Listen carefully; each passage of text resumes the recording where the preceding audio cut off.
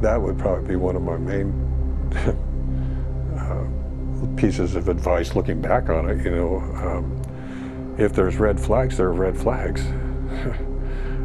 Don't think they're pink or a slight shade of white, reddish pink. Okay, if there's something that needs to be asked, it needs to be asked.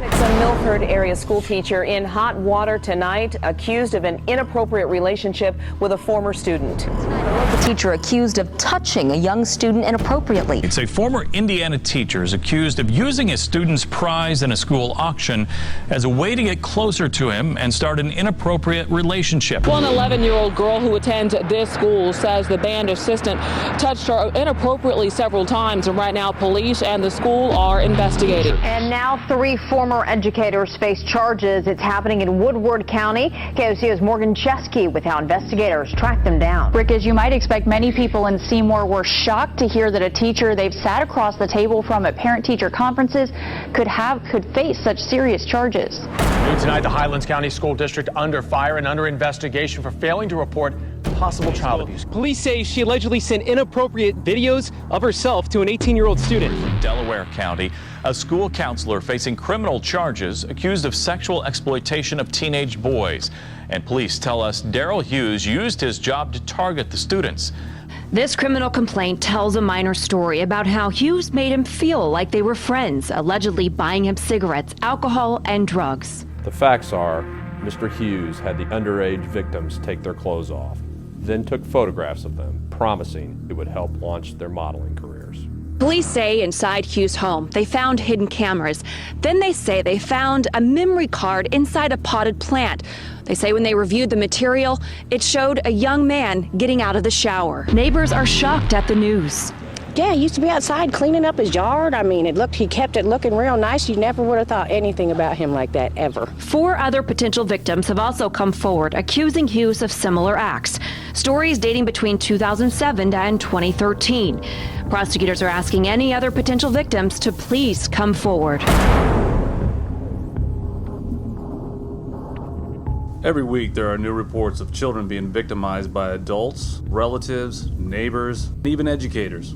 The purpose of this training video is to raise awareness for Indiana educators and ultimately eliminate these child predators from being a danger to our students. The Indiana Department of Education, in partnership with the Indiana Internet Crimes Against Children Task Force, want all teachers to be aware of mandatory reporting requirements, red flags, behaviors of potential offenders, and to understand how and when to make a report.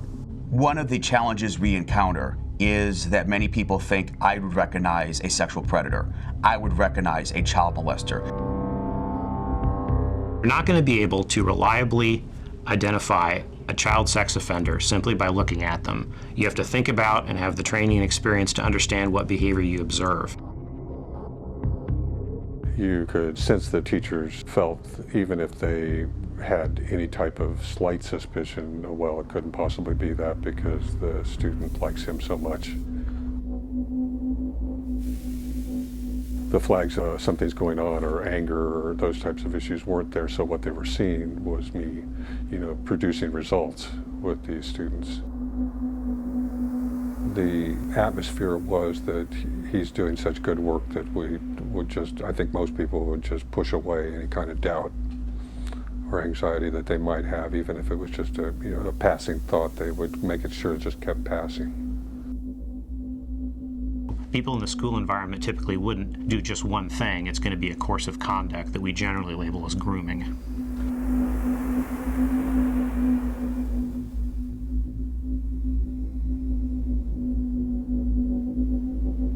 One of the things we see when someone is grooming or essentially trying to seduce a child is they generally do that through a combination of attention, affection, and gifts.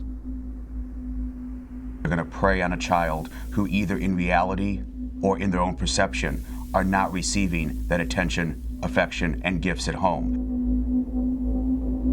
There were definitely things that I was doing to make them feel more comfortable, by things I was purchasing, things I was offering to them. Most of the kids that unfortunately were victims were of socioeconomic lower class, and so they weren't having even some of their basic needs met, financially. And so even if it was something like clothing items or cigarettes, it was a way of appearing to be cool with them and having a bond with them, that maybe a relationship with them that wasn't like anybody else. Unfortunately, that would lead to them having a higher level of trust with me. Darrell Hughes used a number of methods to grooming behaviors with the students at his school.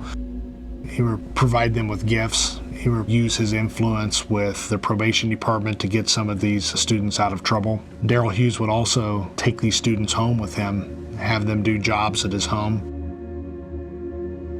In your particular case, these students came over, they took showers at your house, and part of that was filmed. Yes. What was the method to get them comfortable enough to where they would take showers at your house?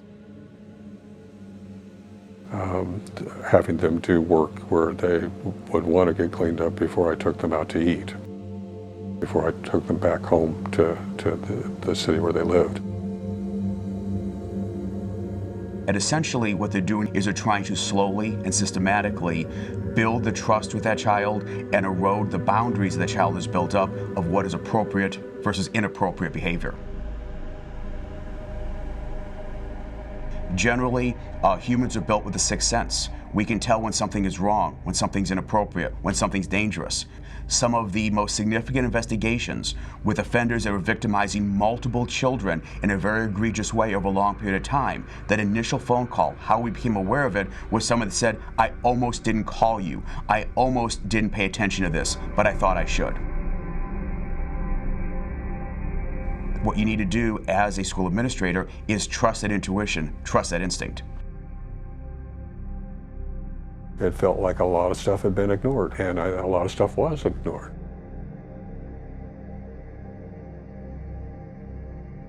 That, I think, contributes to an atmosphere where this can happen. When your intuition kicks in that something may be going wrong, and when you think about their behavior, you need to start thinking about whether we're going to need to make a report here. When it comes to your attention, that someone you've worked with every day, had lunch with, maybe gone out to dinner with, maybe mistreating a child, it's a really hard thing to accept, and it's hard to make that report. But the point of making the report is to allow a professional to check it out. When we conduct these investigations, we are cognizant of the potential social impact of these investigations. The beginning of our investigations leave a very, very small footprint. We're sensitive to the school environment when we approach one of these cases. We approach those in the vast majority of our investigations in plain clothes without raising any suspicion that the police are involved. That way, if the allegations are unfounded, we can step the investigation back down without leaving a negative impression in anyone's minds.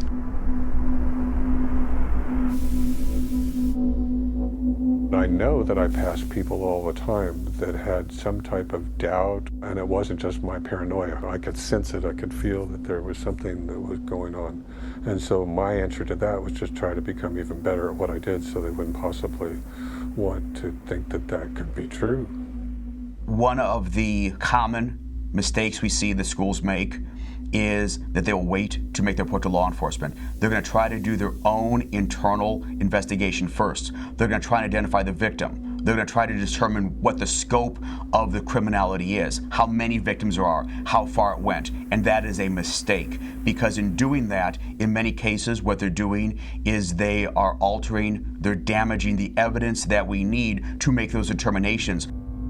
Something that happens a lot is a report comes to a member of the staff and they're concerned, but they're really uncomfortable making a report, so they go have the child talk to someone else. And then that person is uncomfortable, so they have the child talk to 2 or 3 people before it really gets to the phase of making a report. That creates huge issues for the child. Having a child come in, confronting them in front of other children is a problem.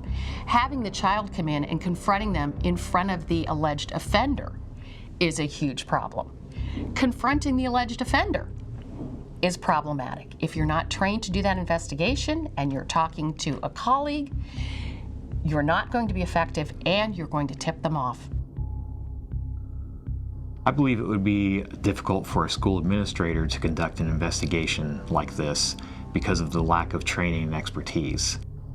I could probably pick up a math book and struggle through teaching a class and do a passable job of it, but I would never approach the level that a math teacher could in that classroom.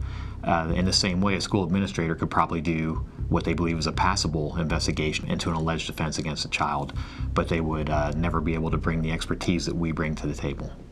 They shouldn't wait until they have absolute metaphysical certain knowledge that there's misbehavior, because if that's the required standard, the offender's going to get away with it. So if you have a serious question about why, for example, a teacher provided cigarettes to a student, you should be making that report.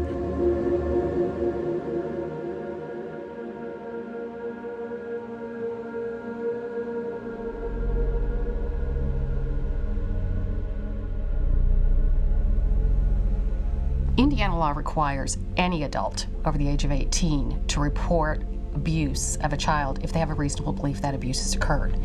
Beyond that, the state also requires that certain individuals, including employees of a school facility, make a report. And that is to be an immediate oral report through the Department of Child Services Child Abuse Hotline or to their local law enforcement agency.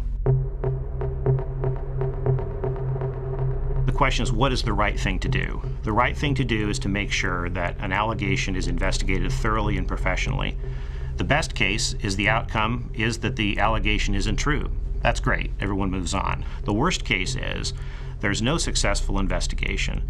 The teacher's allowed to resign, they move on to the next school, and they do it all over again and again and again, because everyone's more concerned about will there be publicity, will we look bad, than they are making sure that they've protected the kids in their school and in the next school. Legally, if you don't report something that you're required to report, you're committing a crime. What we would like to see happen whenever someone has any questions on if something's a reportable offense or not is just to go ahead and contact us. If something seems like it's out of the ordinary and they think there may be an offense against a child occurring, leave it to us to evaluate whether something has happened or not. The best piece of advice I have for school officials who are involved in cases like this is to contact law enforcement as soon as possible. If you see something, say something. Allow us to evaluate the case and continue the investigation from there.